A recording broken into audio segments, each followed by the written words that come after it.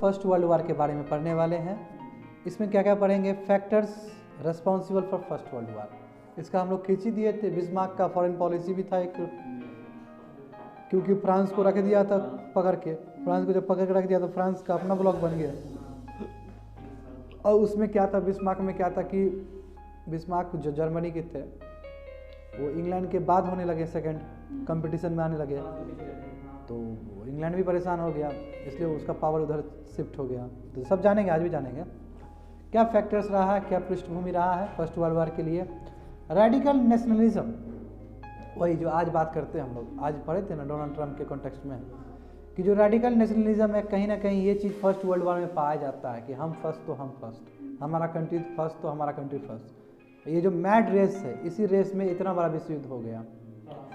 तीसरा क्या है कि जो रिस्पॉन्सिबल फैक्टर है जर्मनी, जैसे सिमिलरली सेकेंड वर्ल्ड वार में भी जर्मनी ही रिस्पॉन्सिबल था ज़्यादातर पे, पहला वर्ल्ड वार में भी जर्मनी ही है, देख लो।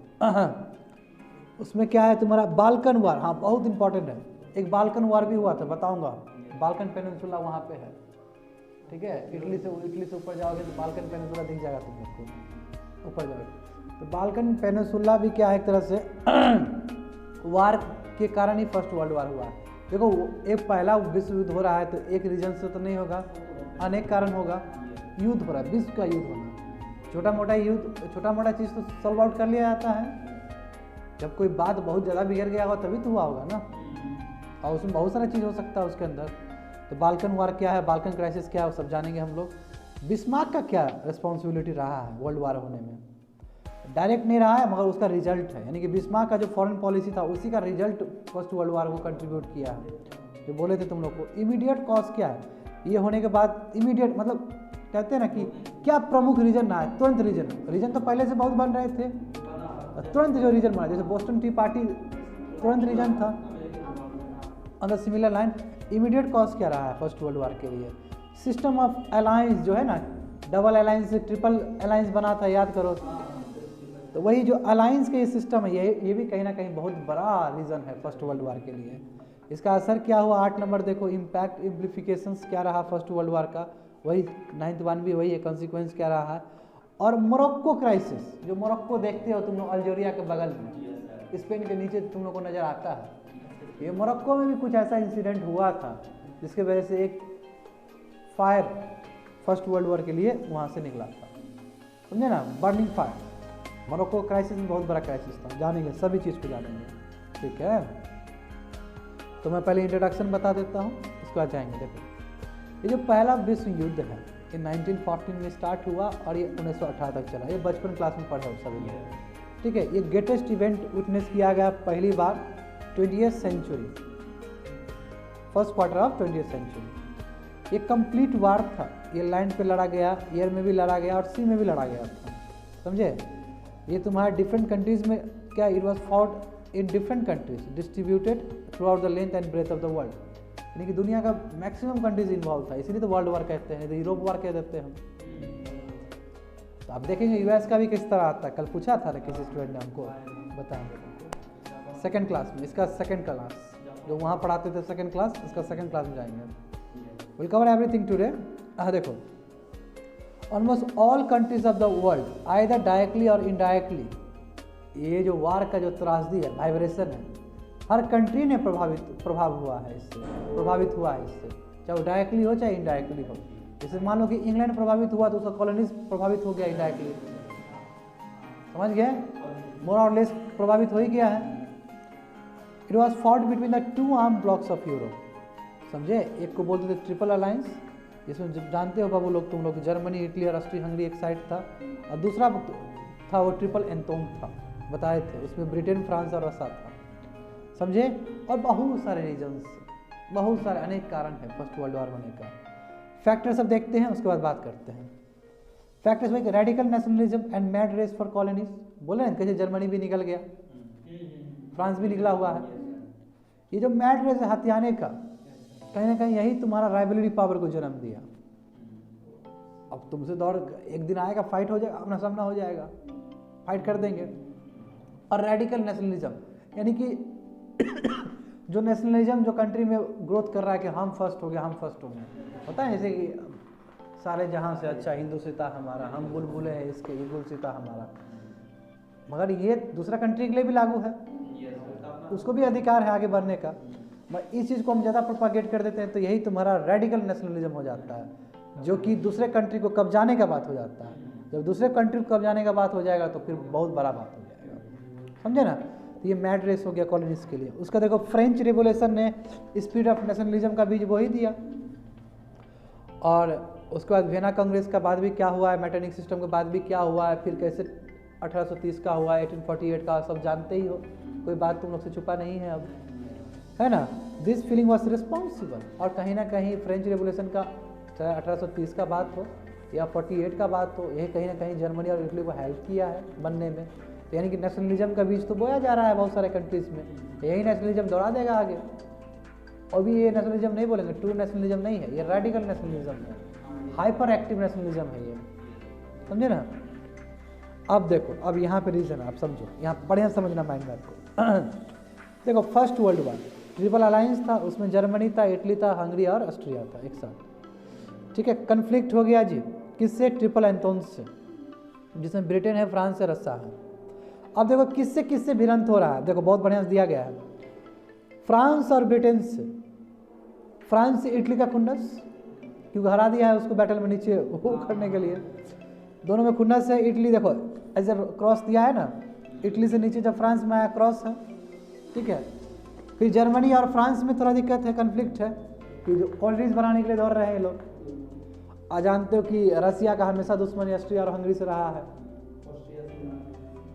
हमेशा अलग रहा है, ये लोग मोस्ट ऑफ द टाइम अलग ही रहा है। ऑस्ट्रिया हंगरी को पसंद नहीं करता था रसिया, दोनों अलग पावर थे, समझे। तो समझ गए तीनों कंट्री का किसके किसके साथ मतभेद है। जर्मनी का बहुत मतभेद है तुम्हारा इसके साथ, और फ्रांस और ब्रिटेन के साथ। फ्रांस के साथ क्यों, क्योंकि फ्रांस को वो कर दिया गया, समझे। इसको और जानेंगे डिटेल में क्यों, क्योंकि देखो अब ये भी थोड़ा जान ही लो कि इटली और फ्रांस के साथ इसलिए भी खराब रिलेशन था कि मोरक्को कंट्रोल के लिए। देखो फ्रांस ऊपर है, इटली इधर है, दोनों में राइवल पावर हो रहा कि मोरक्को को हम कब्जा करेंगे, समझे। तो तब मोरक्को वही लिखा गया है कि due to the control over northern Africa as Morocco control. अभी ऊपर बताए थे ना कि मोरक्को भी बहुत बड़ा इशू रहा है फर्स्ट वर्ल्ड वॉर होने का। तो तुम्हारा इटली और फ्रांस के बीच में जो मतभेद था वो मोरक्को कंट्रोल के ऊपर था, और भी पुराना भी है जो ताज़ा है, समझे। और जर्मनी और इसको भी जानते हो कि इसमें कन्फ्लिक्ट था वो कॉलोनीज बनाने के चक्कर में।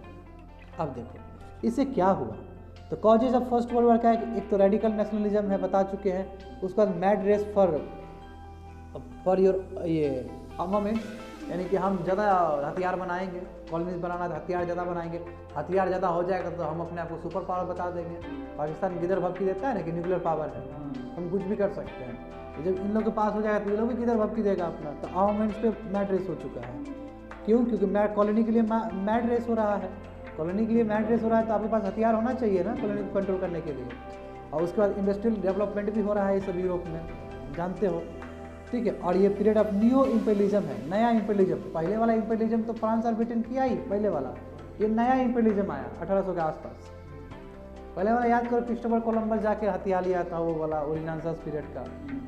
उसके बाद ये न्यू इंपेलिज्म है उसके बाद का, और न्यू इंपेलिज्म और भयानक हुआ था, क्यों, क्योंकि अब इंडस्ट्रियल रिवोल्यूशन आ चुका है। सुनना है, समझ रहे हो ना बात को।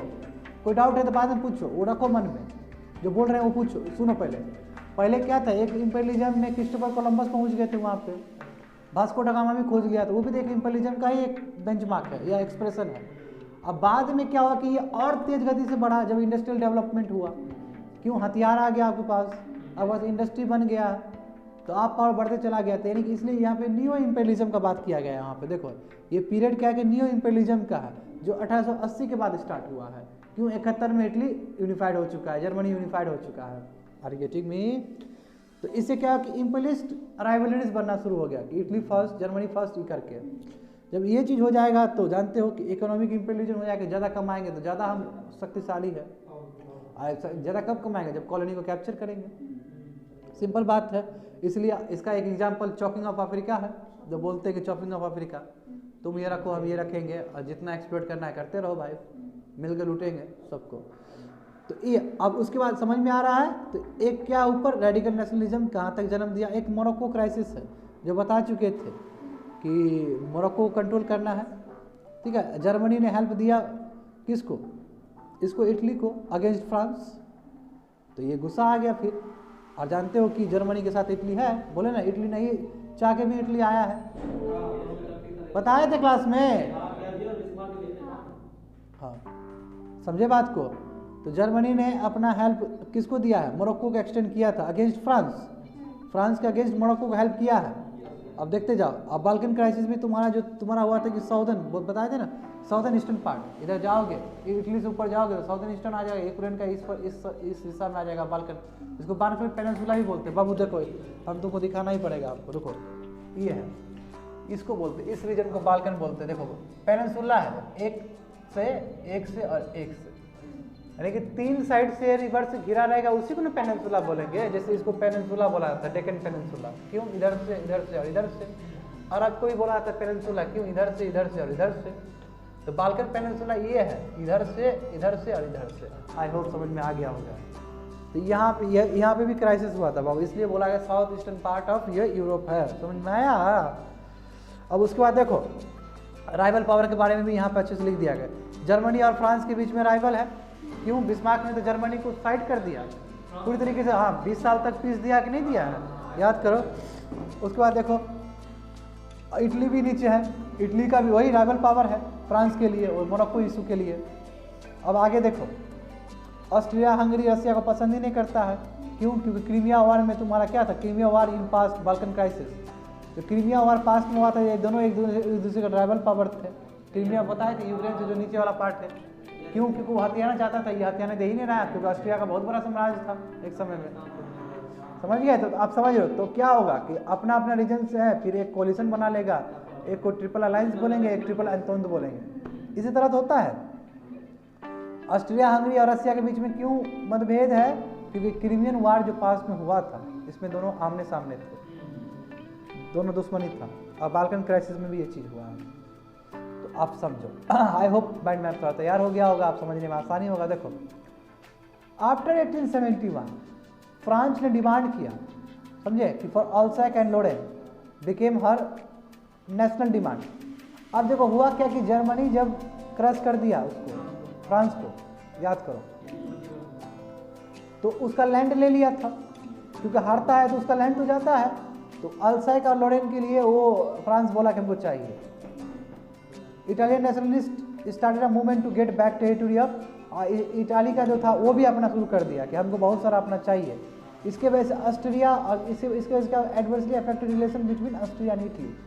इससे क्या हुआ कि ऑस्ट्रिया और इटली के बीच में क्या हुआ, कन्फ्लिक्ट होना शुरू हो गया, क्योंकि हमको पूरा यूनिफाइड चाहिए, इटली चाहिए, समझे ना। बाल्कन स्टेट जैसे सर्बिया का बात करते हैं, सर्बिया वहीं भी मिल जाएगा जहाँ बताएं तुमको, वो चाहता था कि wanted their fellow nationals to live in this land, वो चाहता था कि हमारा जो वहाँ के लोग हैं वो उस स्टेट्स में रहें, that should come together to form a Balkan state. और जो भी एक स्पीकर है, सेम भाषा बोलने वाला आदमी, सबको एक साथ करके हम बाल्कन स्टेट बनाएं, जैसे कुर्दिस्तान के साथ है। टर्की कहाँ होने देता है कुर्दिस्तान को, कि कुर्दिस्तान बनेगा तो एक अलग स्टेट बन जाएगा, और कोई अलग स्टेट होने देते, जैसे खालिस्तान का इशू देखो हमारे भारत में, वही बात है। तो बाल्कन स्टेट जैसे सर्बिया है, वो चाहता था कि उसके जो नेशनल्स है, वो सब भाषा बोलने वाला आदमी, वो अपना स्टेट बनाए, साथ मिलकर बाल्कन स्टेट बनाए, ठीक है। सो फियर क्रिएटेड इन ऑस्ट्रिया, इसलिए ऑस्ट्रिया को डर लगने लगा, क्योंकि ऑस्ट्रिया का कंट्रोल में था ये सर्बिया सभी लाइन। सो सी माइट, क्यों, उसको लगा कि हम टेरिटरी खो देंगे, ठीक है, इसलिए उसने सोचा कि हम सर्बिया को कैप्चर कर लेते हैं। हाँ समझे ना। अभी देखो बात समझो, अभी सर कोई नहीं है, अभी सोशलिस्ट का कोई बात ही नहीं है, अभी बोल्शेविक मेंशेविक का कोई बात ही नहीं है यहाँ पे, वो आगे बता दिए थे तुम लोग को रसिया का, ठीक है ना। ये चीज़ इम्पैक्ट पड़ेगा उधर जाके, समझे ना, बात करो, क्योंकि वहाँ का फिर रूलर यहाँ इन्वॉल्व रहेगा, जार। हाँ ये इस तरह देखो, कल हम तुमको आगे बता दिए हाँ एक चीज़, अब फिर पीछे आ जाओ। तो इसलिए ये डर से कि कहीं बाल्कन स्टेट ना बन जाए, इस डर से ऑस्ट्रिया ने अटैक किया उस ज़मीन को और हथियार लिया। तो यानी कि तनाव हो जाएगा वहाँ पे, वो बाल्कन पेनिनसुला में तनाव हो जाएगा सर्बिया पे, वो लैंड पे। आगे देखो क्या होता है। इसलिए feeling of nationalism made all the countries of the world eager to clash with other. और नेशनलिज्म यानी कि हमारा कंट्री हमारा कंट्री हमारा कंट्री, है ना। तो इस तरह के फियर हो गया। और फियर गुस्सा है, डर है एक दूसरे के वो, इसलिए मैड रेस हो गया। और उसके बाद तो दूसरा क्या है, तो देयर इज मैड रेस तो था ही इंपीरियलिस्ट पावर के लिए यूरोप में, यानी कि नेशनलिज्म प्लस मैड रेस। उसका idea of expansion of power of nation, जानते हो ये मेन रीजन है इंपीरियलिस्ट रेबेलियन, वही बताती है। ग्लोरिफिकेशन ऑफ स्टेट होना, रेस ऑफ आर्मेंट, हम हथियार ज़्यादा है, वेपन ज़्यादा है हमारा, वही चीज़ सेम है, देखो वही लिखा गया है। नेशनल इंटरेस्ट को फोकस करना, ठीक है, focus on national interest found in expression in economic and political interest. Rivalries, जो राइवलरीज हो रहे हैं कंट्रीज के बीच में, यूरोप के बीच में, उसमें अपना अपना नेशनल इंटरेस्ट देखे कि हम ज़्यादा लेंगे तो हमारा पैसा ज़्यादा आएगा, वेपन ज़्यादा आएगा, इस तरह। तो फिर 5 जर्मन मूवमेंट भी चला था फॉर ग्रेटर सर्बिया। अब कि मतलब हम जर्मनी को और बड़ा करेंगे, क्यों, सर्बिया वाला भी आदमी जो था वो जर्मनी बोलता था, तो बोला कि वो भी मिलाएंगे हम, वो मिलाएगा तो फिर एक नेशनलिज्म का बीज बो दिया जाएगा। और हम बोलेंगे कि मॉरिशस में इंडियन है तो उसको भी इंडिया बना दो, तो ये पूरा इंपीरियलिज्म वाला बात हो जाएगा। फिर नेपाल में भी हिंदी बोलने वाला आदमी क्या, उसको भी बना लो, तो समझ रहे हो ना। तो बात होता है कि नहीं होता है। तो ये समझे ये क्या रीजन था ऊपर, इसको क्या बोला गया था, देखो फर्स्ट में देखो ये फैक्टर्स है, यानी कि पहला ऊपर सबसे ऊपर जाओ, ये radical nationalism and mad race for colonies, ठीक है, ये पहला रीजन हो गया जिसकी वजह से इतना बड़ा चीज़ फर्स्ट वर्ल्ड वार का भूमिका तैयार हो रहा है। दूसरा देखो मैड रेस फॉर आर्मामेंट्स, तो बोल चुके थे कि लेटर ऑफ 19th सेंचुरी के अंत में कोमल 1880 के आसपास जब 71 में जर्मनी यूनिफाइड हो गया, तो ये क्या हो रहा है कि आर्मामेंट्स का मैड रेस हो रहा है, मिलिट्रिज्म हो रहा है, यानी कि मिलिट्री को जितना स्ट्रेंथ कर लेंगे कंट्री को बचा लेंगे और दूसरे कंट्री को क्रॉस कर देंगे। इस तरह का सोच ये बढ़ने लगा यूरोप में, और इससे it was caused by violent nationalism. ये क्यों वायलेंट नेशनलिज्म है, मतलब हमारा ही लैंड बहुत ऊपर रहेगा, इस तरह, इसलिए इकोनॉमिक कंपटीशन और इंटरनेशनल टेंशन, ये सभी चीज़ चल रहे हैं। मिलिट्री स्ट्रेंथ तुम्हारा क्या हुआ, नेशनल प्रेस्टीज बन गया कि हमारा मिलिट्री जितना ऊपर होगा उतना नेशनल प्रेस्टीज होगा, समझ गए। और इसलिए सब कंट्री होर में लग गया कि मिलिट्री पावर बढ़ाने के लिए अपना, समझ में आ रहा है। ए भी हो गया है। सी देखो नीचे जाओ, दो all the military preparation were being made for defence, जितने भी मिलिट्री प्रिपरेशन किया गया था वो सब डिफेंस के लिए किया गया था, मगर देखो इससे क्या हुआ, मगर इतना कंट्री को ही बचाने का बात नहीं है, मगर ये दूसरा रूप ले लिया, ये रेस हो गया आर्मामेंट्स का, हमसे ज़्यादा थोड़ी है तुम, कोई बोला हमसे थोड़ी ज़्यादा तुम है, हंसते खेलते लड़ाई करना शुरू कर दिया। बचाया था कंट्री को बचाने के लिए, किया था कंट्री को बचाने के लिए, इतना हथियार तैयार कर लिया, लग रहा है कि हम ही राजा हैं। वही बोल रहा है, it give rise to the race of armaments which fill the atmosphere with fear, apprehension and hatred. और इससे क्या हुआ, पूरा दूषित हो गया माहौल, डर है कब आक्रमण कर दे कोई, समझे ना, हेट्रेड है, एक दूसरे कंट्री के पीछे हेट्रेड है, यही कंट्री हमको आगे नहीं बढ़ने में दे रहा है, यानी कि साइकोलॉजिकल इम्पैक्ट बहुत है लोगों के अंदर, और लोग बहुत बड़े हैं, देखते रहो। तीसरा है, कोई इंटरनेशनल ऑर्गेनाइजेशन भी नहीं है इस चीज़ को बचाने के लिए, ये होने के बाद इंटरनेशनल ऑर्गेनाइजेशन सब आया है। आज जो यूएन का बात करते हो, सेकेंड वर्ल्ड वार होने के बाद हुआ है, फर्स्ट वर्ल्ड वार के बाद भी तुम्हारा बना था ऑर्गेनाइजेशन, जो कि मैंने सिलेबस में तुमको बताया था उस दिन जब पहला दिन बात कर रहे थे, वो फेल कर गया था। लीग ऑफ नेशन बोलते हैं, LON। फर्स्ट वर्ल्ड वार के बाद एक ऑर्गेनाइजेशन बना था जिसको बोलते हैं लीग ऑफ नेशन, वो कारगर साबित नहीं हुआ।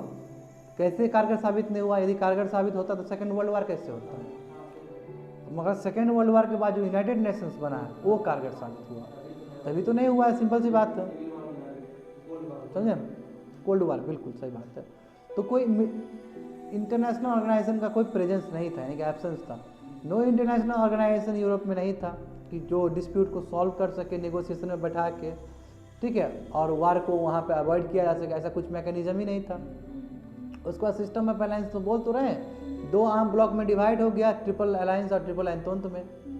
अब उसके बाद 5 नंबर देख लो, इकोनॉमिक और इम्पीरियलिस्ट राइवलरीज, वही सब बात है। अब कॉलोनीज पे आप कंट्रोल कर रहे हो, रॉ मटेरियल के लिए, है ना, मार्केट के लिए, रॉ मटेरियल पे बात हो रहा है, मार्केट पे बात हो रहा है, इन्वेस्टमेंट में बात हो रहा है, ये सभी नेशनलिस्टिक सेंटिमेंट्स को बढ़ाने लगा। यानी कि जितना फ्रांस कंट्रोल करेगा उतना ही नेशनलिज्म बढ़ेगा वहाँ पे, देखो हमारा देश कहाँ पहुँच गया। तो यानी कि ये जो मैड रेस वाला जो नेशनलिज्म है, ये कहीं ना कहीं तबाह कर दिया यूरोप को, समझे बात को।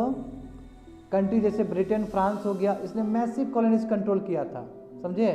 एंड फिर मूव ऐसा फिर काम कर रहे थे, उसे और एक्सपेंशन का बात कर रहे थे, और दो लालच बुरी भला, जानते हो तुम लोग, वही है। उस समय भी यही चीज़ हुआ था। देखो जर्मनी भी एक राइजिंग ग्रेट पावर था उस समय, बताए तो थे।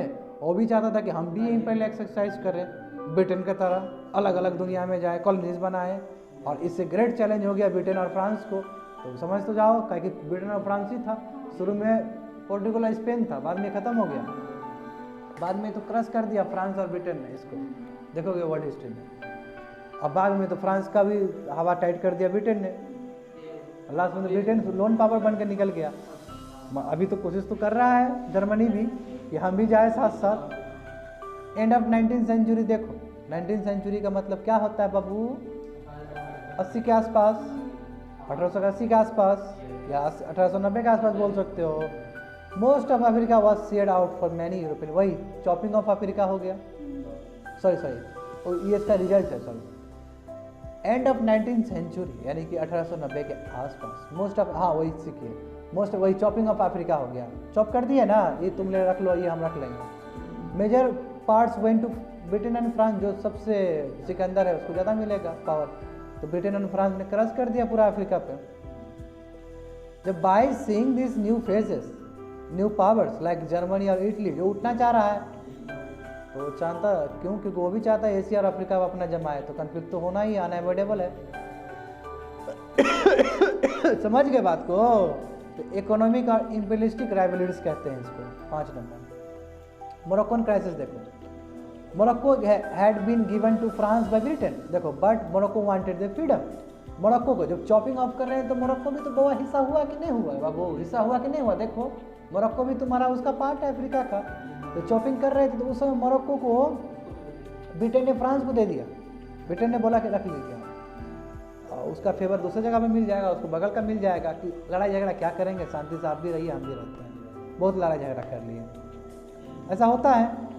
तो Morocco had been given to France by Britain, but Morocco जो थे वहाँ के लोग, उसको फ्रीडम चाहिए था। अब देखो क्या हुआ, इसलिए प्रोटेस्ट हो गया वहाँ पे। जर्मनी बोला कि हम है ना जी, हम हेल्प करेंगे। अब देखो कैसे जर्मनी कूद रहा है। अब देखो क्या होता है, जर्मनी बोला हेल्प करेंगे, अब वार होने वाला था कि अवॉइड कर दिया गया उस वार को। एक कॉन्फ्रेंस रख दिया गया जिसमें allowed France to retain position of Morocco, बोला कि ठीक है फ्रांस को रिकॉग्नाइज किया जा रहा है, फ्रांस ही रहेगा इसमें। वो होने वाला था फाइट, यानी कि देखो बीज बो दिया गया है। एक बार जब जैसे धागा टूटता है, गांठ पड़ता है तो रहता है, वो गांठ तो कभी टूटेगा नहीं फिर, यानी कि एक बार बीज बो दिया गया वहाँ से। और ये हुआ था 1904 और 5 में हुआ था। अब देखो यही 10 साल बढ़ा दोगे तो फर्स्ट वर्ल्ड वॉर हो जाएगा। अब देखो समझ गए, तो उसको नियरली अवॉइड कर लिया गया कॉन्फ्रेंस के द्वारा, जिससे फ्रांस फिर से वापस मोरक्को का हथिया के बैठा हुआ है। अब और क्या हुआ देखो, 1911 में German were again protesting against your French position of Morocco. अब ब्रिटेन सपोर्टेड फ्रांस, ब्रिटेन का हमेशा फ्रांस को सपोर्ट करेगा क्योंकि चॉपिंग ऑफ किया था तो वही तो दिया था। जर्मनी बोला कि नहीं हम नहीं मानते इस चीज़ को, इसलिए यही मोरक्कोन क्राइसिस एक रीजन बन गया, दुरुस्त रीजन। देखते हैं आमना सामना, देखते हैं, समझ गए। क्योंकि 1911 में बोला कि हम नहीं रिकॉग्नाइज करते आपको, जाओ। 1904 और 5 में कर दिया, क्यों, तब तक ये लोग बढ़ गया कंट्री जर्मनी से।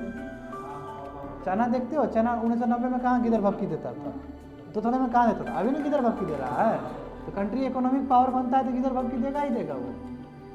आगे देखो, होप सो तुमको समझ में आ गया कि मोरक्कोन क्राइसिस क्या हुआ, कि मोरक्कोन में जो सॉवरेनिटी है फ्रांस का, उसको रिकॉग्निशन नहीं मिल रहा, इसलिए इतना बड़ा बात हो गया। अब बाल्कन क्राइसिस भी देख ही लो, हल्का सा माइंड मैप में देखा था थोड़ा बहुत तुम लोग, है ना। अब बाबू लोग थोड़ा सा आगे आ जाओ, दोहराएंगे मैप में। कि बाल्कन रीजन तुम्हारे सबको पेनिनसुला साउथ ईस्ट यूरोप में है, और कहाँ पे लोकेटेड है बाबू, तो Adriatic sea, Mediterranean sea, Aegean sea and black sea. जाके चारों दिखाओ चीज वहाँ पे जाके हमको। नीतीश आओ बाबू, तुम उठ जाओ, ये दिखाएगा सब तुमको। ये 4 जो सी है वो सी दिख जाएगा, अपने आप समझ में आ जाएगा।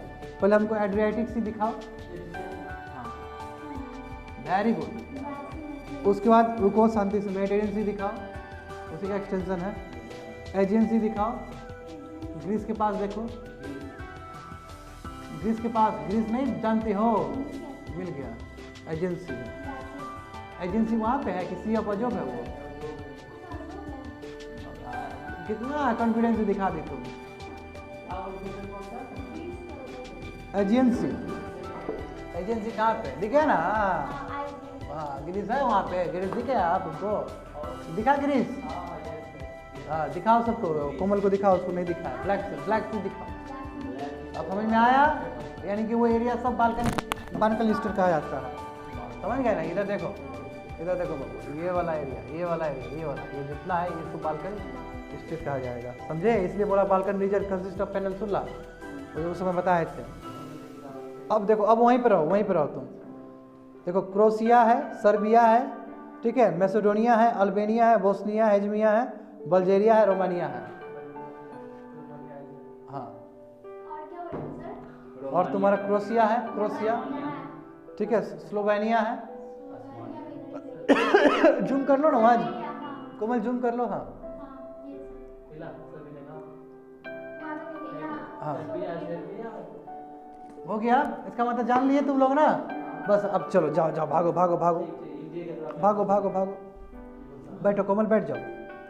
समझ में आ गया? अब आइडिया हो गया ना बाल्कन स्टेट्स क्या है? बाल्कन पेनिनसुला भी कहा जाता है इसलिए। देखो अब देखो, तो वहाँ पे लिखा गया है कि दूसरा क्या, सबसे बड़ा बाल्कन क्राइसिस भी एक रीजन है, और इनफैक्ट ये इमीडिएट रीजन है, बताएंगे थोड़ी देर में तुमको। तो बाल्कन में क्या पेनिनसुला साउथ ईस्ट यूरोप का है बता दिए तुम लोग को, Adriatic sea, Mediterranean sea, Aegean सी, ब्लैक सी। उसके बाद कंट्रीज़ के बारे में भी जानकारी दे दिए। अब देखो हुआ क्या घटना है ऐसा कि इतना बड़ा बवाल हो गया उसके अंदर, इतना बड़ा कुछ हो गया। देखो बाल्कन रीजन में जो बाल्कन स्टेट्स थे, अटैक टर्की, यानी कि in Balkan region Balkan states attack Turkey पे अटैक कर दिया इन्होंने, ठीक है, and occupied most of the part of Ottoman empire in Europe. Ottoman empire का भी ले लिया ये लोग, ठीक है ना, ऑटोमन एम्पायर का ले लिया ये बाल्कन स्टेट सब। ये पावरफुल बन रहा था, and Germany and Britain mediated in between and brought about the cease fire. ये लोग दौड़ के आया ब्रिटेन और फ्रांस, बोला कि सीज फायर कर लो। सीज फायर जानते हो, बंदूक नहीं वो करना है, पीस रहना वहाँ पे। बाल्कन पीपल परसीव नेशनलिज्म का बात वही होगा ना कि justification of creation of specific geopolitical entity. अपना नेशनलिज्म बनना शुरू हो गया कि हम अपना एक बनाएंगे, कंट्री बनाएंगे तो बनाएंगे, चाहे टर्की का लेंगे हम, क्या मतलब है उससे। The interest of Russia and Austria were highly antagonise in Balkan region. और बाल्कन रीजन में ऑस्ट्रिया और हंगरी का बात नहीं माना गया। Russia based its foreign policy was pan Slavism. मतलब क्या है कि जो रशिया का जो फॉरेन पॉलिसी था उसमें क्या था कि पान स्लेविज्म, यानी कि जो भाषा बोलने वाले सर्ब जो एक भाषा होता है, यानी हमारा पूरा साम्राज्य रहेगा, तभी तो रशिया इतना बड़ा है ना, ठीक है। Between the slave people of and supported Serbia, और सर्बिया को क्या सपोर्ट कर दिया किसने? रशिया ने। Serbia looked at champion and liberator and slaves, on other hand Austria which at that time were multilingual. अब देखो अंतर क्या है, सर्बिया बाबू, सर्बिया क्या है तुम्हारा, एक तरफ सर्बिया है वो क्या, वो अपने आप को चैंपियन बता रहा है, हम चैंपियन हैं सर्बिया, यानी कि नेशनलिज्म, हाइपर नेशनलिज्म। लिबरेटर है, स्लेव्स से जो मार पीट के रखा गया है उसके लिबरेटर है सर्बिया। और अदर हैंड जो कि ऑस्ट्रिया है, ऑस्ट्रिया जी जो साम्राज्य which at the time was a multi cultural, और ऑस्ट्रिया में मल्टी कल्चरल लैंग्वेजेस सब थे, लोग अलग अलग रहते थे, और इसके अंदर भी एक स्लेविक पॉपुलेशन था, उसका भी पॉपुलेशन था। और एक तरफ यदि सर्बिया का बात मानोगे तो ऑस्ट्रिया का आदमी खींच लेगा, वो ऑस्ट्रिया का आदमी खींच लेगा। ऑस्ट्रिया खुद, जैसे देखो इंडिया में क्या है, मुस्लिम है कि नहीं है, अब पाकिस्तान ये बोल के मुस्लिम ले लेंगे तो मज़ा नहीं आएगा ना इंडिया को। इंडिया बोलेगा तो हमारा तो डाइवर्स कंट्री है, तो मुस्लिम, तुम तो मुस्लिम देश है, हम कैसे ले सकता है। ये सिमिलर चीज़ हुआ। सर्बिया क्या बोला कि हम स्लेव्स का वो है, चैंपियन है, और हमारे लोग स्लेविक पॉपुलेशन भी है उसमें। वहाँ ऑस्ट्रिया बोल रहा है कि हमारा मल्टी कल्चरल है जिसमें बहुत बड़ा पॉपुलेशन स्लेविक पॉपुलेशन भी है, देख रहे हो। एंड सी फियर पान इसलिए सपोर्टेड बाय सर्बिया, और इसलिए डर गया ऑस्ट्रिया कि बाबू जो सर्बिया बोल रहा है कि पान स्लेविज्म बना देगा, हमारा कंट्री का पॉपुलेशन ही छीन लेगा, यानी कि लैंड छीन लेगा ये, ठीक है। तो वही बोला, she fear pan Slavism supported by Serbia could inspire the Slavs in her empire. और अपने एम्पायर में, यानी कि ऑस्ट्रिया एम्पायर में जो लोग सर्ब बोलने वाले भाषा वाले लोग हैं, वो कहीं इंस्पायर हो और कहीं बोल दे, और हमारा एम्पायर टूट जाए, बगावत हो जाता है। आगे देखो, तो फर्स्ट बाल्कन क्राइसिस कब आया, देखो समझ गए भूमिका अदा, यानी कि स्लेविक पॉपुलेशन जो भाषा बोलने वाले हैं उसमें सर्बिया और तुम्हारा ये ऑस्ट्रिया के बीच में मतभेद हो रहा है। जैसे अभी एग्जैक्टली सेम सिचुएशन कुर्दिस्तान के लिए भी है, अभी टर्की में जो है तुम्हारा, हम बताए हैं क्लास में, करंट अफेयर्स में बताए हैं, तुम लोग भूल गया होगा, बहुत पहले बताए थे। फर्स्ट बाल्कन क्राइसिस जो पर्दे पे आया दिखा है सबको, वो 1908 में दिखा है, समझे ना। वो ऑस्ट्रिया एनेक्स कर लिया, ऑस्ट्रिया ने तुम्हारा जो बोस्निया हेज़नोफिया, ये जो एच सिंपल बोल दो, ये नाम थोड़ा डिफिकल्ट है, अभी जस्ट दिखाए थे। और याद करो कोमल, ये वाला रोमन एम्पायर के टाइम में भी ये नाम था। तो ऑस्ट्रिया ने वो जगह को एनेक्स जब किया है which were under political control of Ottoman empire, जो ऑटोमन एम्पायर के अंदर था उसको ऑस्ट्रिया ने कैप्चर कर लिया।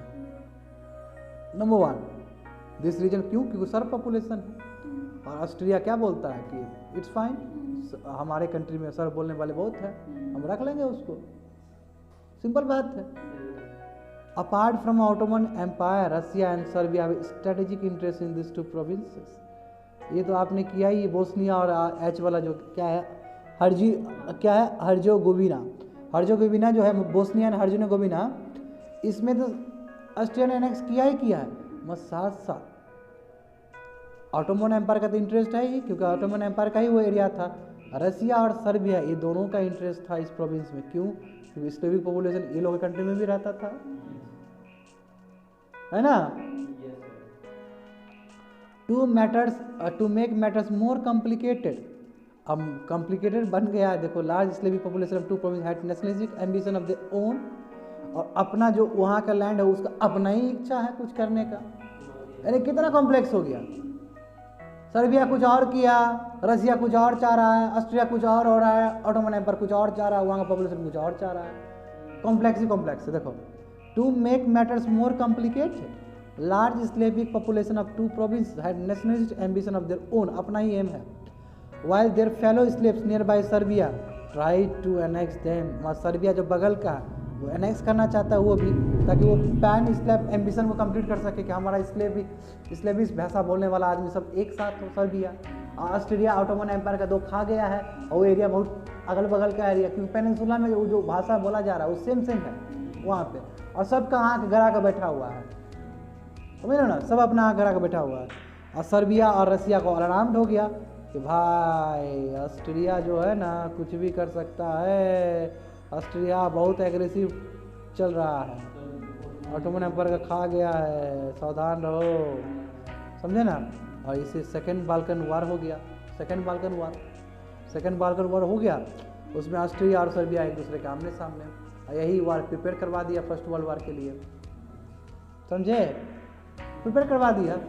और उधर तो कंट्री अपना अपना बन ही रहा था, इटली उटली वाला अपना तो वो अपना ही कॉम्प्लेक्स चल रहा था।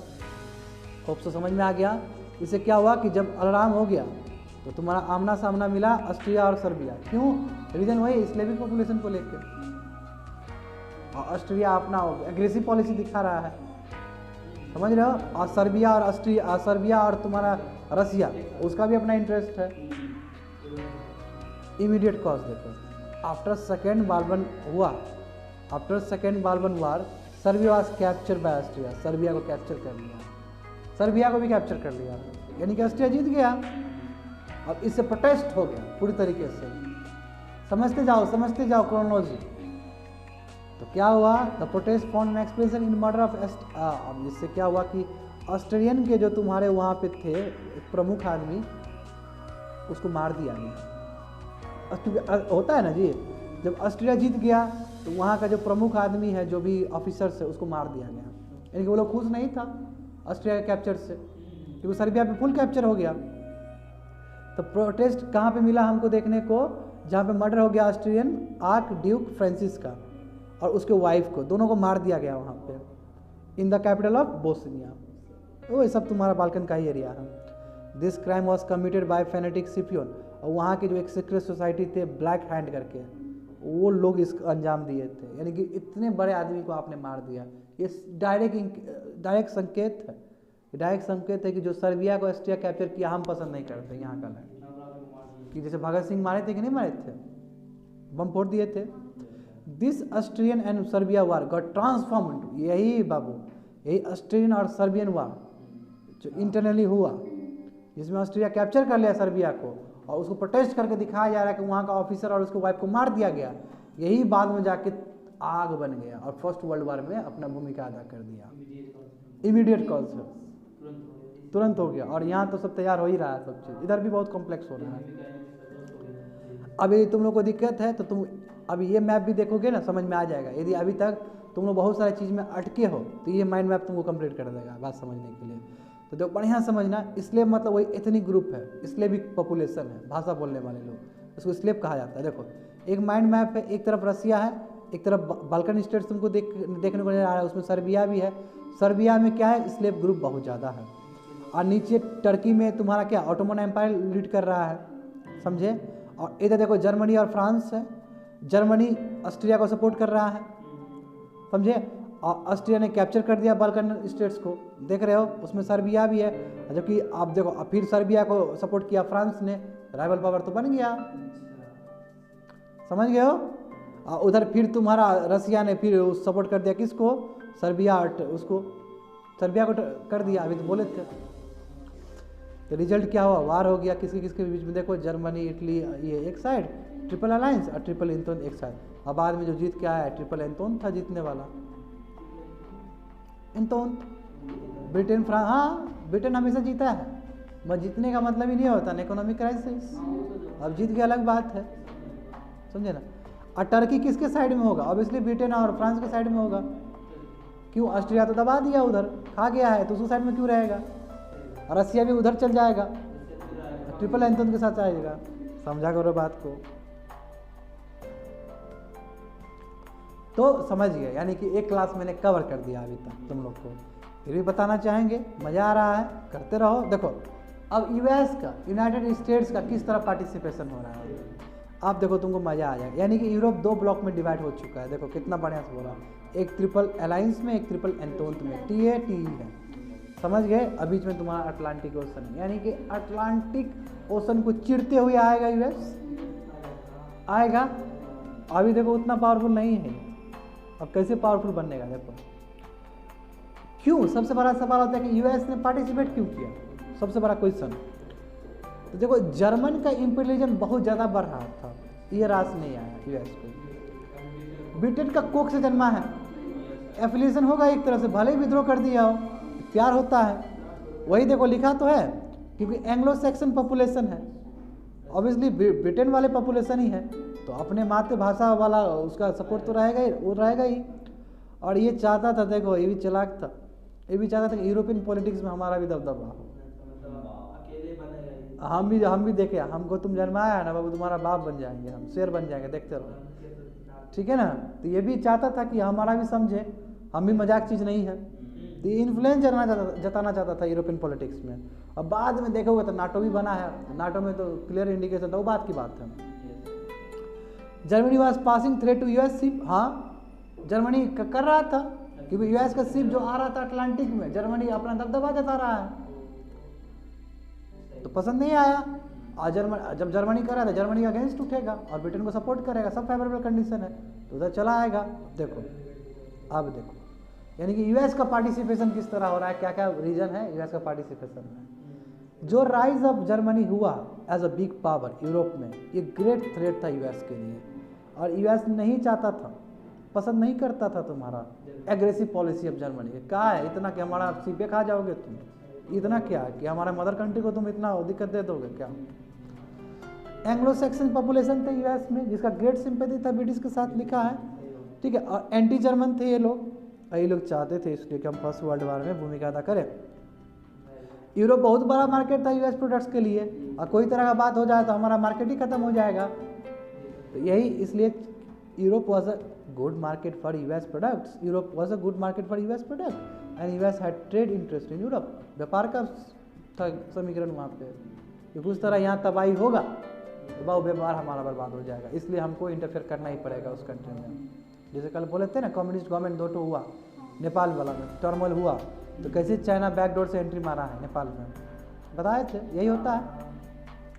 US also want to play, और यूएस भी चाहता था यूरोपियन पॉलिटिक्स में अपना दिखाए ये भी अपना दमखम। तो समझ गए यूएस आने का रीज़न। इम्पैक्ट क्या हुआ फर्स्ट वर्ल्ड वॉर का, समझ गए ना, इम्पैक्ट क्या हुआ, फर्स्ट वर्ल्ड वॉर हो गया। अब ये थोड़ी कि गन लेके जा रहा है, ये थोड़ी बताएंगे, इम्पैक्ट देखेगा समझ में आ जाएगा। तो भूमिका तैयार हुआ कि नहीं हुआ, मोरक्कन क्राइसिस तैयार हुआ, बाल्कन क्राइसिस, ये रीज़न है। अब जब हुआ उसका असर क्या हुआ, असर ही में पता चला कि क्या क्या हुआ, असर में पता चलेगा। लोग मर गए क्योंकि हुआ, वैसा इकोनॉमिक क्राइसिस हो गया क्योंकि हुआ, है ना। होगा सब होगा, देखते रहो, डोंट वरी, सब आएगा। सोशल इम्प्लीफिकेशन क्या हुआ, सेक्स रेशियो घट गया, मेल घट गया, फीमेल का रेशियो ज़्यादा, तो इससे भी दिक्कत हो जाएगा डेमोग्राफी में। तो देखो वही है, millions of civilians loss their lives, thousands crippled हो गए, डिसेबल्ड हो गए, लंगड़ा लूला हो गया बाबू। सेक्स रेशियो पे बहुत निगेटिव असर पड़ा है। बहुत सारे फैमिलीज तुम्हारे बहुत बुरा, जो फैमिली ब्रेड अर्नर्स थे यानी कि जो पुरुष थे मर गए, तो कौन खाना देगा, त्रासदी, पूरा अनाथ हो गया बिल्कुल। सीरियस फैमिली डिसहार्मोनी, फैमिली बताओ रो रहा है, बिलग रहा है, सब ये स्थिति बहुत बार। एक डॉक्यूमेंट्री भेज देंगे तुमको फर्स्ट वर्ल्ड वॉर के, देख लेना, आज भेज दें, अभी भेज देंगे पढ़ा के, ठीक है ना, डॉक्यूमेंट्री देख लेना कि क्या क्या हुआ है। तो सोशल इम्प्लीफिकेशन समझ में आ गया, सोशल असर। इकोनॉमिक असर देखो बाबू, डिस्ट्रक्शन हो गया इंफ्रास्ट्रक्चर का, रोड का, रेलवे का, ब्रिजेस का, लड़ाई हो रहा है, तबाह हो रहा है, इंडस्ट्री बर्बाद, अनएम्प्लॉयमेंट बढ़ना शुरू हो गया, परचेसिंग पावर आदमी खराब, थाक पैसा वाला जो बात करते थे तुम, ठीक है ना, टोस्ट रोटी, ब्रेड रोटी बाबू, हालत खराब, ठीक है। इसे इकोनॉमिक क्राइसिस हो गया। अब यूएस में ग्रेट डिप्रेशन आ गया, वही 1930 वाला जो अंतिम बाद में आया है, 1930 में, तो वही इसी का तो रिजल्ट है। 1929 में जो ग्रेट डिप्रेशन आया था यूएस में, वो पूरा दुनिया को झकझोर दिया था उसने, समझे ना, उसको बोलते हैं ग्रेट डिप्रेशन। और रिसेशन से आगे जाकर तो डिप्रेशन, और डिप्रेशन लंबा समय के लिए रह जाए तो कोमल ग्रेट डिप्रेशन 1929 में हुआ था। और क्यों, क्योंकि वही 1914 से 1918 का असर है, वो इकोनॉमी में असर लेट दिखता है ना। देखो पॉलिटिकल इम्पैक्ट क्या हुआ, देखो हो गया, हार गया, जो खुदक रहा था जर्मनी, इटली, ऑस्ट्रिया, हंगरी, खत्म, ट्रिपल एंटोन के हाथ से चल गया बाबू लोग, खत्म। अब यूएस भी एक पावर बन के निकल रहा है, और इंटरनेशनल पॉलिटिक्स में इसका भी अहम भूमिका अदा हो रहा है। अब देखो पावर राइज कैसे करता है। और सेकंड के बाद तो गजबे हो गया, सेकंड वर्ल्ड वॉर के बाद इसका लीग ऑफ नेशन बना है, कोमल बताए थे, मैं ये फेल कर गया बाद में। बैलेंस ऑफ पावर चेन, अब क्यों बैलेंस ऑफ पावर चेन, अब ब्रिटेन अपने आप को बता रहा था कि हाँ मैं सुपर पावर, अब तो थोड़ा सा वो कम हुआ ना, क्योंकि इकोनॉमिक क्राइसिस है, पैसा रहेगा तभी ना तुम बोलेगा कि हम रईस है, ये है, वो है। अब 5-10 साल पहले जो था उससे क्या मतलब है हमको, प्रेजेंट इसलिए बोलते हैं गोल्ड मेडलिस्ट थे, आप पूछते उससे क्या मतलब, अभी क्या है, प्रेजेंट में क्या हो वो डिटरमाइन करता है तुम्हारा, समझे। बैलेंस, वही बैलेंस ऑफ पावर चेंज हो गया। हार्श ट्रीटी लगा दिए गए जर्मनी पे, जो कि ट्रीटी ऑफ वर्साइल्स कहा जाता है। अब बाबू यही ट्रीटी है जिसमें बहुत ह्यूमिलेट किया गया जर्मनी को, इटली को, और यही रीज़न है कि जर्मनी नहीं, सुनो अभी, यही कारण है कि जर्मनी में एडोल्फ हिटलर जैसा आदमी निकल गया।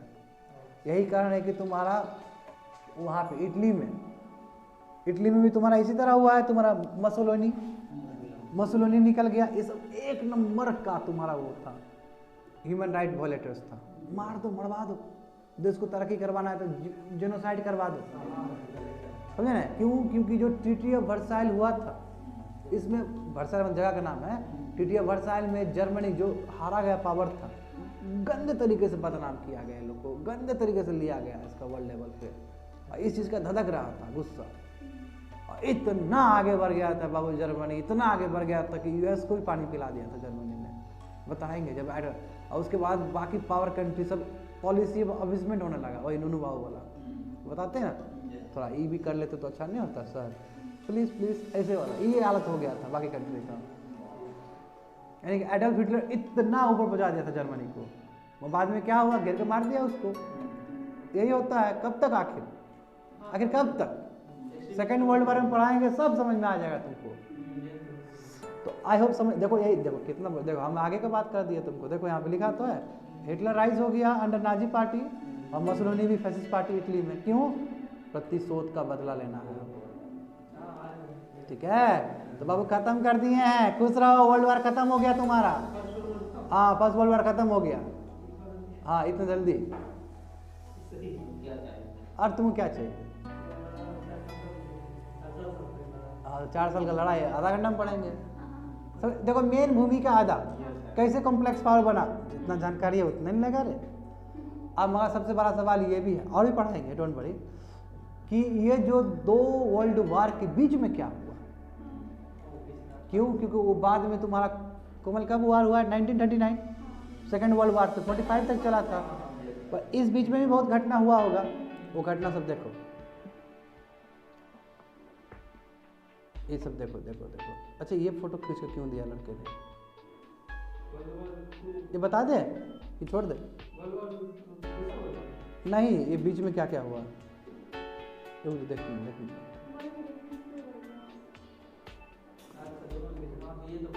बता ही देते हैं। ठीक है ना, बता दे ना, ज़्यादा लंबा नहीं। एक खत्म कर चुके हैं, ठीक है ना इसमें। क्यों? क्योंकि ये नया टॉपिक है, समझे ना, ये नया टॉपिक है। दोनों वर्ल्ड, इसमें वही जो तुम लोग को बताया गया। अच्छा, मैं टॉपिक डिस्कस कर देता हूँ। देखो, पेरिस पीस कॉन्फ्रेंस हुआ था, पीपीसी हुआ था, ठीक है। एक मूव था कि दूसरा वार ना हो, वही पेरिस पीस कॉन्फ्रेंस का मतलब कि अब वार ना हो। मगर गजब बात, हाँ, फर्स्ट वर्ल्ड वार और सेकेंड वर्ल्ड वार के बीच में क्या क्या इंसिडेंट हुआ था कॉमन, ठीक है। तो पेरिस पीस कॉन्फ्रेंस हुआ, इसमें प्रयास किया गया कि कोई बड़ा वार इस तरह का ना हो, क्योंकि सब कंट्री को नुकसान हुआ है, जो जीता उसको भी नुकसान हुआ है। मगर it created favourable condition for another war. क्यों? वेटेड वर्षा, प्रतिशोध का बदला लेगा ही वो। पीस मेकर जो पेरिस के थे वो मेटलिज्म से गाइडेड थे, आइडियलिज्म से नहीं। उसको अपना मतलब था, खाली झूठ मूठ का पीस, क्योंकि आपने जो कंट्री हारा उसको बुरे तरीके से क्रश कर दिया और बेइज्जती कर दिया। फैसिज्म हो गया, उसका असर देखोगे। फैसिज्म, वही फैसिज्म इटली का, नासिज्म वो तुम्हारा ये नाजिज्म जर्मनी का। फासिज्म प्रोडक्ट का आया था यही फ्रस्ट्रेटेड नेशनलिज्म का। जब नेशनलिज्म पकड़ा जाए, फ्रस्ट्रेट हो जाए, तो इस तरह का विचारधारा क्रिएट होता है किसी कंट्री में, समझे। और फैसिज्म का तुम्हारा ये पाया, यानी कि बीज तो पीपीसी में आप बो दिए, यानी कि पेरिस पीस कॉन्फ्रेंस में ही बो दिए फैसिज्म का, रेडिकल नेशनलिज्म का। और क्या फैक्टर्स और क्या तुम्हारा फैक्टर्स और फोर्सेस रहा है फासिज्म को आगे बढ़ाने में। और उसके बाद कैसे हिटलर का राइज होता है, कैसे नाजिज्म का, उसका पार्टी है नाजी पार्टी, किस तरह राइज होता है। इसलिए कहा था कि नाजिज्म जो है एक्चुअली हिटलर का माइंड का प्रोडक्ट है।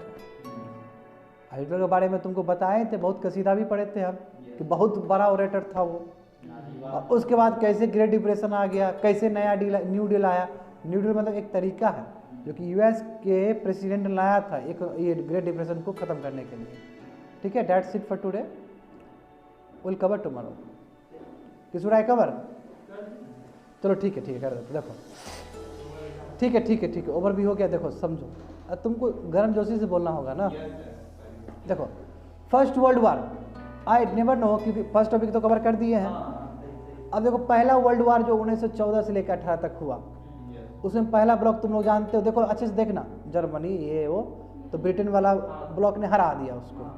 और देखो at the same time Russian revolution भी 1917 में चल रहा है, वहाँ पे देखते रहना माइंड मैप चल रहा है वहाँ पे भी। और जानते हो कि रसिया में एलिगेशन लगा था कि जार खाली इन्वॉल्व है फर्स्ट वर्ल्ड वार में, वहाँ से उसको रिलेट कर देना बाबू। मगर एक बात ये कि Italy betray with triple alliance में कहा जाता है कि इटली ने बिट्रे कर दिया था, इटली ने धोखा दिया था ट्रिपल अलायंस को। इटली एक्चुअली जाके हेल्प किया था वो वाला लोग एंटोन को, इसलिए बना था Italy betray with triple alliance, ठीक है। इसका वो हुआ था, समझे, धोखा दिया था। क्यों? क्योंकि इटली ने साइन किया था ब्रिटेन और फ्रांस के लिए for territorial gain and betray Germany को बिट्रे कर दिया, समझे। इसका हारने का रीजन ये भी, क्योंकि देखो क्या बोला था बिस्मार्क ने, इटली पे करो कहीं भरोसा नहीं कर सकते हो, फ्यूचर सही हुआ कि नहीं हुआ? उसके बाद पीपीसी हुआ, पेरिस ट्रीटी हो, पीस ट्रीटी हुआ, कॉन्फ्रेंस हुआ, उसमें ब्रिटेन, फ्रांस, यूएस और इटली को भी बुलाया गया। आप देखो, हारा हुआ पावर है, ठीक है, मगर मामा सुकुनी वाला काम किया है ये। जब इटली को बुलाया ना, वहाँ पीएम को बड़ी सभा में बेइज्जत किया है विक्टर पावर लोग ने, कोई तवज्जो ही नहीं दिया। और इटली खूब खुश था कि आखिर क्या हुआ, हम तो साथ दिए हैं, हार गए आप लोग, हमको तो कुछ करेगा नहीं ये लोग, ठीक है। मैं देखो क्या हुआ, देखो देखो, PM of Italy took out of in meanwhile, वहाँ से निकल गया, बेइज्जती हुआ इसलिए निकल गया वहाँ से। As Britain and France did not take the demand of Italy seriously. देखो हुआ क्या था, ब्रिटेन और फ्रांस बोला था कि ठीक है तुम हमारे पक्ष में रहो, हम तुमको कुछ ज़मीन दे देंगे, लैंड दे देंगे, ठीक है। बोला ठीक है गुरुजी, हम आपके साथ रहेंगे। और वो दिखाया अपना शकुनी वाला चाल दिखाया उसमें। जब बाड़ी आया, ख़त्म हो गया, क्रश हो गया ट्रिपल अलायंस। जब बाड़ी आया तो इटली में दौड़ते हुए पहुंचा उसका पीएम, उसका मैटर शुरू है तो हो गया, उसको दिक्कत हो गया, कष्ट हो गया उसको इटली को कि का जी बताइए, हम तो ना इधर के रहे ना उधर का रहे। अब फ्रांस देखो क्यों, क्योंकि बाबू जर्मनी ने पानी पिलाया था फ्रांस को 1871 पे। अब फ्रांस का टाइम है, फिर जर्मनी को पानी पिलाएगा ये। समझो यही होता है। अब देखो वही बोलते कि फ्रांस चाहता था कि कंप्लीट रिवेंज ले जर्मनी पे, देखो इसलिए बहुत हार्श ट्रीटी, इसको बोलते हैं ट्रीटी ऑफ वर्साइल, जर्मनी पे इम्पोज कर दिया गया 1919 में। अब जर्मनी को बहुत कंपनसेशन पे करना पड़ेगा, अब तुम इम्पेरियलिज्म नहीं कर सकता है, शांत रहेगा, चौप बैठो, आइसोलेशन में डाल दिया, समझा। और उसके बाद एक तुम्हारा जो तुम्हारा पीपीसी से निकला है, लीग ऑफ नेशन भी निकला है। और ई लीग ऑफ नेशन मिला था कि विक्टर पावर को सिक्योरिटी देने के लिए, क्या भरोसा कभी भी ये उठ के आ जाए फिर अटैक करने के लिए। तो ये अलायंस एक बन गया करने के लिए, और रोकने के लिए भी, वार को भी रोकने के लिए और सिक्योरिटी भी देने के लिए विक्टर पावर्स को, जो जो जो जो इम्पोर्टेंट था वो सब। उसका देखो पीपीसी रिजल्ट क्या हुआ, जर्मनी और इटली, अब जानते हो जर्मनी और इटली बहुत इकोनॉमिक लॉस हो चुका है, प्रेस्टीज बर्बाद हो गया जर्मनी का, इटली का तो और ख़राब हो गया, क्राइसिस में आ गया। पीपल चाहते थे इस क्राइसिस से हटे, तो जब इस क्राइसिस से हटे तो कोई लीडर चाहिए वैसा, उसी में उदय हो जाता है लीडर का, मसोलिनी का इटली में और हिटलर का जर्मनी में। अब मसोलिनी में वो मसोलिनी जो है वो फासिज्म को बढ़ा देता है प्रिंसिपल, और ये नाजिज्म को बढ़ा देता है। प्रिंसिपल है जैसे यहाँ पे है ना, भगवाधारी भी एक प्रिंसिपल है कि नहीं है सेक्युलरिज्म प्रिंसिपल है कि नहीं है, यानी कि फर्स्ट जर्मनी फर्स्ट, और जर्मनी फर्स्ट करने के लिए हमको यहाँ का आदमी को मारना पड़े तो वो भी करने के लिए तैयार है। ये है रेडिकल नेशनलिज्म, तो इसको बोलते हैं। क्यों? क्योंकि रिवेंज लेना है, समझे।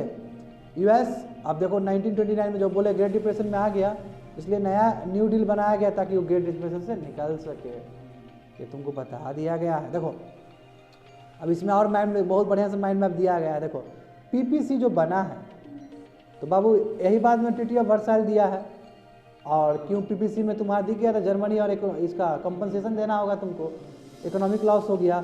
लीग ऑफ नेशन बना, लीग ऑफ नेशन फेल कर गया, तभी तो सेकंड वर्ल्ड वॉर हुआ है।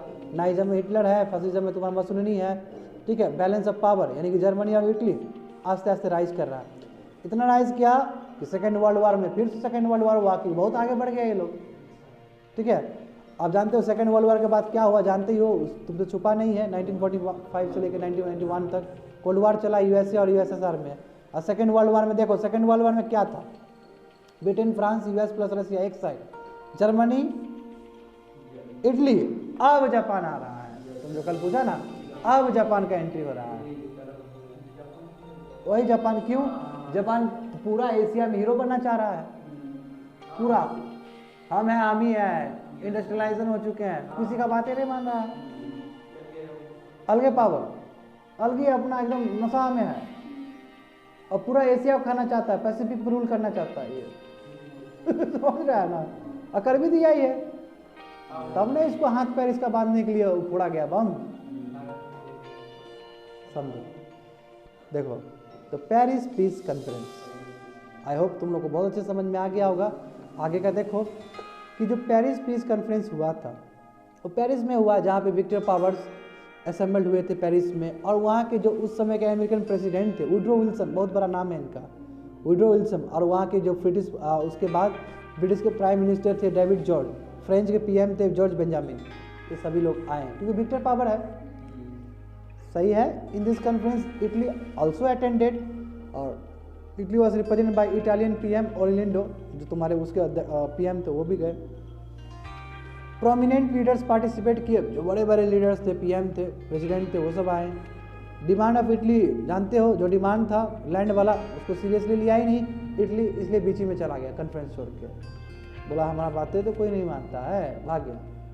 Class of interest between the peace makers, जो पीस मेकर जो बना रहे थे बैठ के, उसके बीच में ही क्लास कर गया बहुत सारा चीज़, मतभेद हो गया। देखो कैसे, जब फर्स्ट वर्ल्ड वार हुआ, लीडर जो थे विक्टर पावर के, वो started safeguarding their national interest which was marked by principle of मेटलिज्म। अपना कंट्री का इंटरेस्ट बचाने के लिए क्या कर रहे थे, मेटलिज्म का, यानी कि बोलो हारा है ना, इतना इतना पैसा दे, मेटलिज्म, दूसरे पे एकदम बोझ लगा देना, समझे। यूएस हैड टू डिमांड, अपना अपना डिमांड। देखो यूएस का 2 डिमांड था जीतने के बाद, बोला कि हमको European to dominate European politics, number 1, to destroy British naval power, खाली ब्रिटिश का नहीं होना चाहिए नेवल पावर, क्या है ब्रिटिश, हमको भी करने दो, अपना अपना डिमांड दे रहा है। वही बोले ना कि भले ही जीत गया, ये लोग अपना अपना आप चलेगा, अपना अपना कंट्री का अपना अपना बात करेगा। And US also wanted to check rising power, हाँ, और जापान राइज हो रहा है, और यूएस चाहता था कि ये चेक करे, कर्व करे कि जापान जो बढ़ रहा है वो कर्व करने के लिए। अब ब्रिटेन का क्या डिमांड था, ब्रिटेन का डिमांड था कि बैलेंस ऑफ पावर, उसको बैलेंस ऑफ पावर, यानी कि वो अभी भी पावर में रहना चाहता है ब्रिटेन, हालांकि इकोनॉमिक क्यों, अब देख रहा है कि यूएस राइज कर रहा है, कहीं दबा दे हमको, हमको ही रहने दो लीडर, ठीक है ना, अभी कमजोर हो गए, कोई बात नहीं, हमको रहने दो। शेर कभी भी शेर ही रहना चाहेगा, चाहे वो भूखा हो चाहे वो बूढ़ा हो, समझ गए।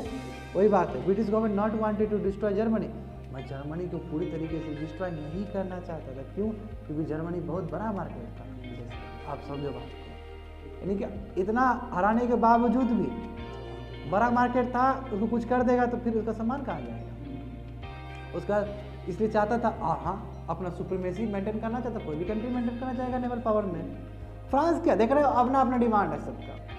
फ्रांस का क्या डिमांड है, फ्रांस चाहता था कि कंप्लीट सिक्योरिटी और सेफ्टी मिले, क्यों, क्योंकि भाई जर्मनी ने हमको बहुत यातना दिया है, जो बात है, इसलिए हम कंप्लीट डिस्ट्रॉय करना चाहते हैं जर्मनी को किसी भी हालत में। जाओ, वो अलग मूड में है, समझे ना, वो अलग मूड में है, भाई तुम ब्रिटिश अपना जगह रहो, भाई हमको तो खत्म करना है, जो बात है, इसने बहुत हमको दिया है, जख्म दिया है। अब उसका इटली का देखो, अपने हैं, इटली चाहता था कि उसको फर्स्ट वर्ल्ड वार से फायदा मिले, तभी तो मामा सुकूनी का काम किया था ये, समझ रहे हो। 7 लाख इटालियन मर गए फर्स्ट वर्ल्ड वार में, इटली को बहुत फाइनेंशियल लॉस से गुजरना पड़ा, और वो चाहता था कि जितना भी ट्रीटी ऑफ लंदन में जो 1915 में जो हुआ था समझौता, कि हम यदि ट्रिपल एंथोन को हेल्प करेंगे तो हमको टेरिटोरियल होगा, हमको दे, मगर गिदर भक्ति देकर भगा दिया उसको पीपीसी में। और यूएस के जो प्रेसिडेंट थे विल्सन, उन्होंने 14 पॉइंट दिया, ठीक है, जिसको विल्सन आइडियोलिज्म भी कहते हैं। यही कैसे कंस्ट्रक्ट करोगे, आप तो तबाह हो गया, पूरा यूरोप तबाह हो गया है, तो वो कैसे आगे बढ़ाओगे। तो 14 पॉइंट जो प्रोग्राम था विल्सन का, उसमें क्लेरिफाई था intention of US in context of power. अब पावर किस तरह से रीअलाइन होगा, पावर अब चेंज हो गया ना गणित, अब तो ब्रिटेन नहीं रहेगा क्योंकि अब यूएस भी आ रहा है वहाँ पे, तो यूएस भी अपना दबदबा देगा, तो प्रेसिडेंट वहाँ का अपना 14 पॉइंट दे रहा है, यानी कि तो समझ रहे हो, यानी कि अब वो स्टार्ट हो गया अपना गाना शुरू यूएस भी। और ज़्यादा दी जाता है सेकेंड वर्ल्ड वार में, सेकेंड वर्ल्ड में क्लियर इंडिकेशन है। तो देखो विल्सन ने 14 पॉइंट दिया है, इसके हिसाब से विल्सन के हिसाब से देखोगे 14 पॉइंट क्या था, primary purpose of US entry in war was to preserve democratic ethos, यानी कि डेमोक्रेटिक प्रिंसिपल बचे रहे यूरोप में, कोई तानाशाही वाला कुछ ना हुआ वहाँ पे, ठीक है। और नॉट टेरिटोरियल, हम टेरिटोरी के लिए नहीं, हाँ यूएस ने टेरिटोरी का भी नहीं लिया, ये तो मानना पड़ेगा तुमको, हम ब्रिटेन की तरह नहीं है, हम फ्रांस की तरह नहीं है, ठीक है ना, हम जर्मनी की तरह नहीं है, हमको डेमोक्रेटिक सेटअप चाहिए, क्यों, क्योंकि हमने डेमोक्रेटिक सेटअप के लिए इतना लड़ाई किया है अपने कंट्री में, आपको भी करना होगा। कितना सुनने में कितना बढ़िया लगता है ये चीज़, वह इतना ही नहीं है, कैप्चर करता है ये लोग भी अलग तरीके से। डोमिनोज बन गया तो कैप्चर नहीं है, आज जो खाना खाते हो डोमिनोज, छोटा चीज़ नहीं है, तुमको बुझने कहाँ आता है सब चीज़, वो तुम्हारा माइंड तक असर है। आज तुमको धोती रख दिया जाए और एक सूट रख दिया है, तुम सूट को ढूंढ लेगा तुम, और उसको हंस भी देगा, धोती पे भी हंस देगा। बोल दिए तब हंस दिया, क्यों? क्योंकि असर है वेस्टर्न कल्चर का। यही विजुअल मीडियम, ये विजुअल मीडियम तुमको कैप्चर करता है।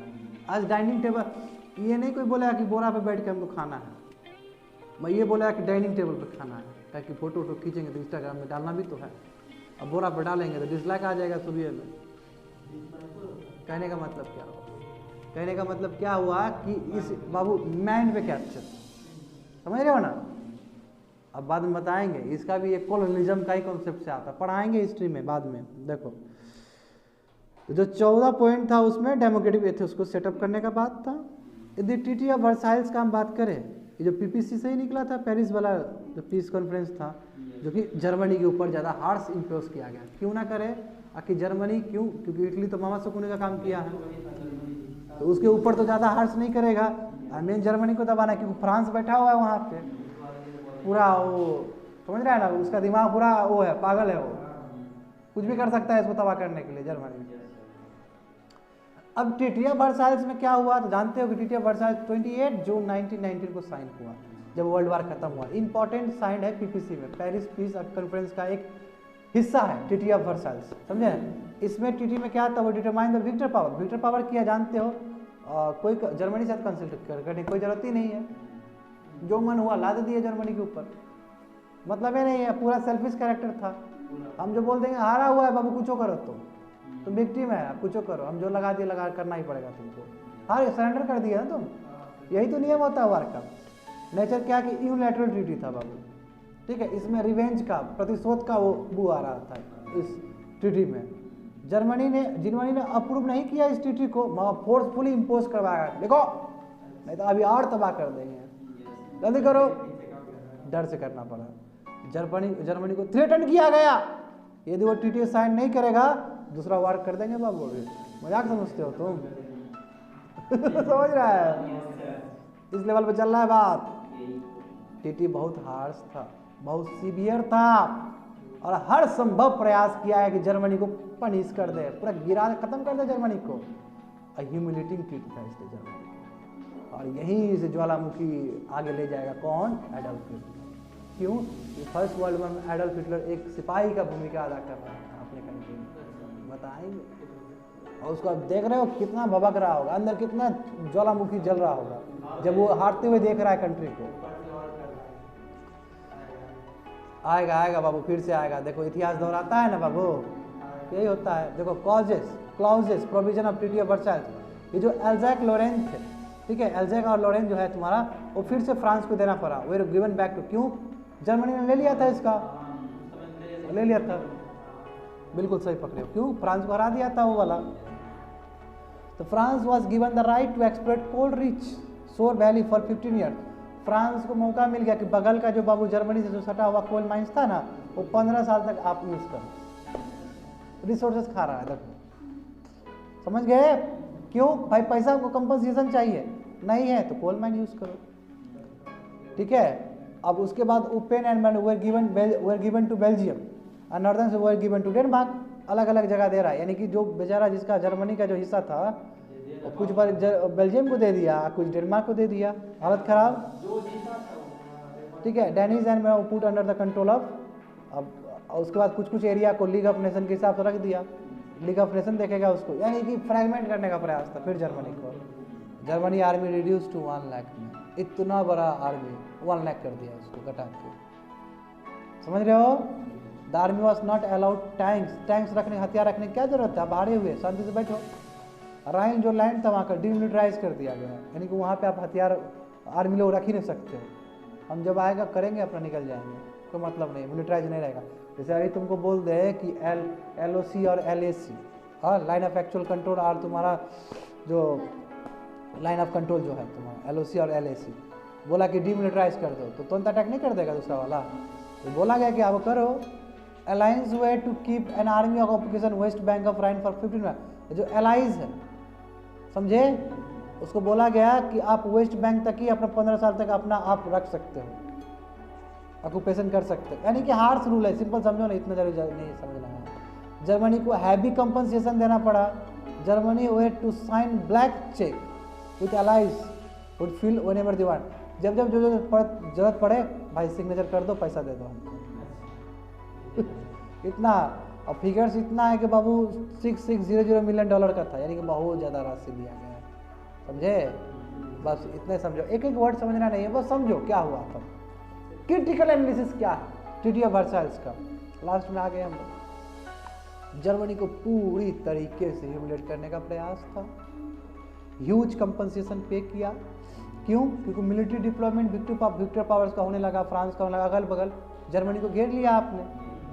उसका जर्मनी को बहुत टेरिटोरियल लॉस का नुकसान करना पड़ा, अभी जस्ट बताए थे, लॉरेन देना पड़ा, अल्सैक देना पड़ा फ्रांस को क्योंकि फ्रांस से ही लूटे थे पहले। फिर तुम्हारा राइन वैली फिर फ्रांस को देना पड़ा, कोल फील्ड देना पड़ा एक्सप्लोटेशन के लिए। जर्मनी को स्वीकार करना पड़ा वो पीस टर्म, 14 पॉइंट तुम्हारा विडो विल्सन का बात मानना पड़ा, बट दे वर चीटेड। और पीस सेटलमेंट वर बोला कि चीटेड, जर्मनी के साथ धोखा हुआ है और गजब का हार्श और ह्यूमिलेशन हुआ है। ठीक है, ये प्रिंसिपल जो था that victor belong to the end allies belong to victor, यानी कि बहुत खराब हुआ है, बस इतना ही समझो। It was mark by the element of revenge. हाँ, इसमें डायरेक्ट दिख रहा था कि प्रतिशोध का बदला, तो वही चीज़ बार बार आ रहा है। जर्मनी को हो गया वो same. Treaty of Versailles content the James of future. हाँ, ट्रीटी ऑफ वर्साइल्स में दिख रहा था कि आने वाले समय में फ्यूचर ही होगा, वार ही होगा। वो पीपीसी में नजर आ गया था कि एक भूमिका तैयार हो रहा था वार के लिए। और उसके बाद जो रिजल्ट है लास्ट में देखो, इतना इंटेंस था कि हिटलर आ गया जर्मनी में, उधर वो आ गया। हिटलर जैसे ही पावर में आया है, वो मात्र एक रीजन बन गया सेकेंड वर्ल्ड वार होने का, दैट्स इट।